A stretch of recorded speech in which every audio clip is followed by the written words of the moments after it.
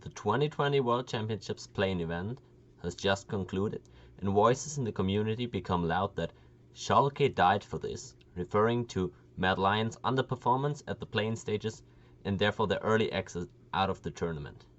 Now, I want to preface this by quickly saying that overall, the LEC community has reacted, in my opinion, quite well to Mad Lions' underperformance, and many tweets and messages of support were sent out to the players, so I'm overall not too concerned, but many people have also tried to argue that Schalke would have been a better representative at this World Championship. As I see things, there are two factors that could realistically be seen as an argument for Schalke having been the better seed to send to the World Championship from Europe. Firstly, was Schalke the better team at the end of the summer split? Secondly, would Schalke, in theory, possibly have performed better at the World Championship? Which obviously involves a lot of speculation, but people can make arguments in favor or against it, so I would consider it at this point. Okay, now let's have a quick look at what actually happened from the end of the summer split onward.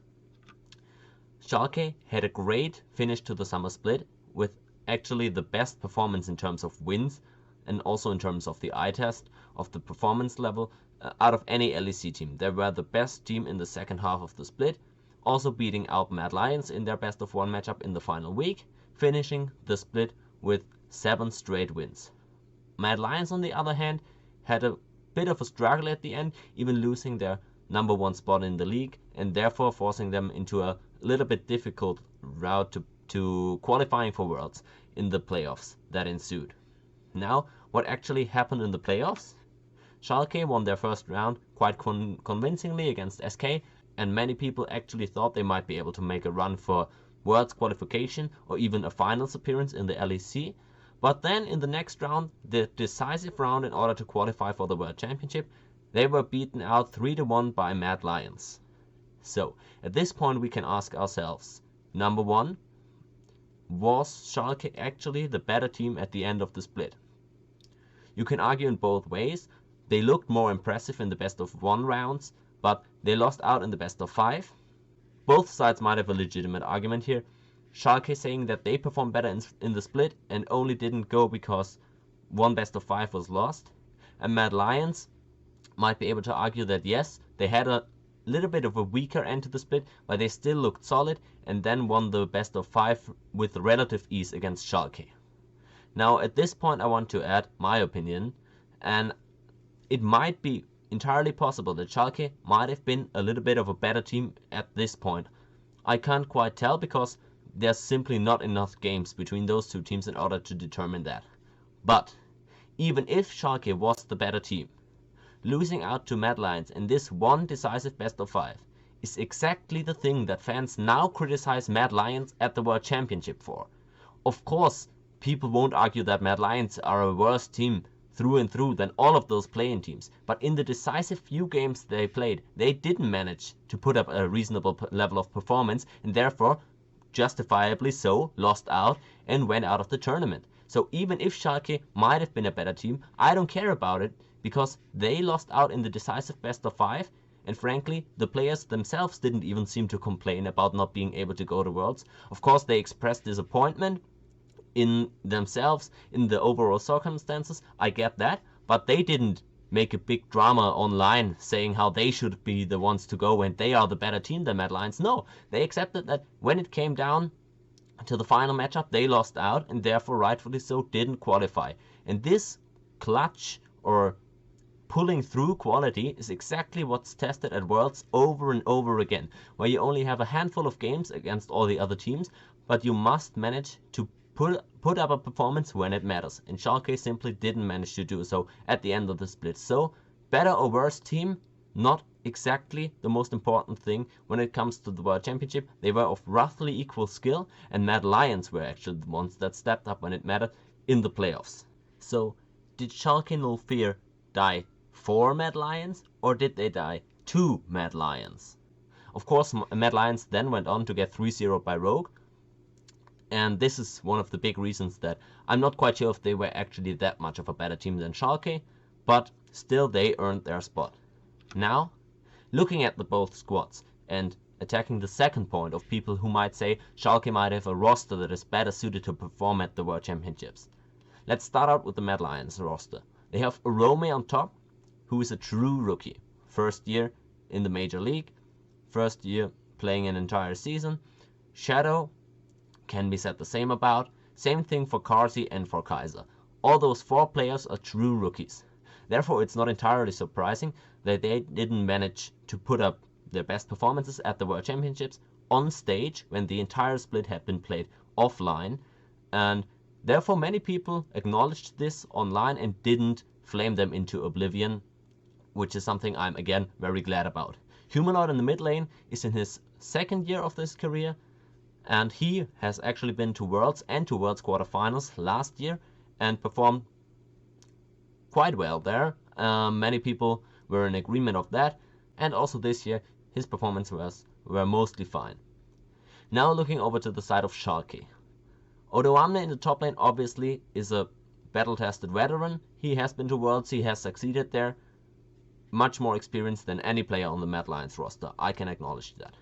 Gilius as a jungler has never been to Worlds out of his own level of play. He never qualified himself. He played at Worlds in Season 4 when he was, quite frankly, not ready for it yet. Played 3 games to substitute in at SK Gaming for Svenskeren and lost all 3 games. I don't hold that against him. I'm proud of him for recovering his career very well as he did, but the fact is he does not have the international experience. He has a ton of LEC or regional league experience, but he is not an internationally tested player. I'm not sure if or how he would be able to perform on the international stage. Same thing for Abedage. He has actually qualified for the LEC in the same year Humanoid has, last year, but he didn't go to Worlds, so we can't tell if he would even be close to the level of play he arose to at the end of the summer split, where many people touted him as one of the potentially even top 3 mid laners at that point. Neon and Dreams. Neon is a true rookie. Same thing as with Karsi. Dreams is a player who has more or less played since Season 6, but has oftentimes been substituted out of the rosters and has never played a professional game outside of Europe. Hence, his international level of performance is also a simple X factor. Overall, we can compare those teams and say both teams have a large portion of the players being never tested on the international stage. In fact, you could argue that both teams have 4 of those players, Gilius maybe being an exception, but it's been 6 years since he played there and he was not a complete player at that point in time. So I'd say both teams have 4 players that are not tested internationally. We can't know if they can perform on stage. All those players have only played online in the summer split, so there's really no way to tell if Schalke's players might have indeed performed better than Mad Lions, and I don't have a reason to believe so. Odoamne, of course, is somebody I would rely on the international stage, but going to Worlds as a top laner with 4 de facto international rookies is simply not something that Odoamne himself could cope with in a way that he could elevate the level of his entire team, I don't think. Now, of course, it might quite be possible that all those 4 players don't have any problems with performing on stage. I don't want to discredit that. That might be true, but I doubt it. And why do I have any reason to doubt them, or am I just being a hater here? Well, the only thing we can really go off is that we know they performed quite well online in the summer split, and there were rumors at the beginning of spring split actually that Schalke were a very promising team from scrims, from online play, and the only difference in roster back then was actually Forgiven playing instead of Neon, and those 5 players supposedly performed very well in scrims, but then failed to put up in the LEC, lost every single game, and thus the substitutions began. And those first few weeks of play where they lost in LEC were actually offline play, so there might be an indicator, not a really big one, but a slight notch towards them maybe being some sort of an online team as well. Abedage himself has never looked too impressive in the LEC when it was played offline. He had good moments. I don't think he's a player that shouldn't play in LEC, but he really only emerged as a player that stood out in the league when it moved to online play, which, again, Worlds is not. It's an offline event. Okay, so now I made my case for Schalke not necessarily being a better team to send to Worlds than Mad Lions. People can still disagree with that, and there are arguments to be made for them to be a better team. I just don't see it myself. Now, does that mean that Europe simply didn't deserve a 4th seed? Or that Mad Lions going to Worlds was a problem for our league and something that we should have wished did not happen? I don't think so. Let me show you real quick why that is. If we take a quick look back at Season 6 World Championships, there was also a team of actual, in this case, pure rookies going to the World Championships. The 3rd best team in Europe at that time was Splice, and those 5 players, I wouldn't say they disappointed at Worlds because they were drawn into a group where clearly they weren't supposed to be a better team than any of those players. This Splice team didn't do anything much in the tournament. They won a game against Royal Never Give Up, which I will give them credit for, and they thereby even outperformed many people's expectations, but they too didn't make it any further than the group stage.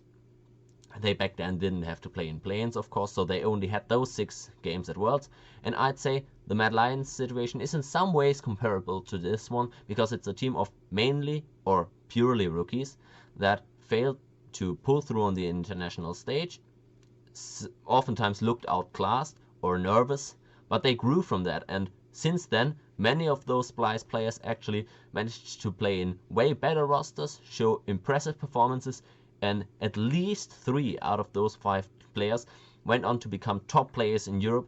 You could make the argument for even 4 of them being in that category. Sankirk's never really stepping up to the levels of hype he garnered from that first year of play, but still wasn't a trash player overall. So all those 5 players went on to have decent to even great levels of careers, so I would be hopeful for Mad Lions and just hope that those rookies too manage to grow from their experience of getting smashed at Worlds.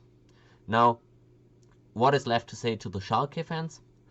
I believe the people who think they would actually perform better there, they might just be a little bit biased, and I think those are all just people that are incredibly sad that they don't get to see adult movie content from Odoame's girlfriend.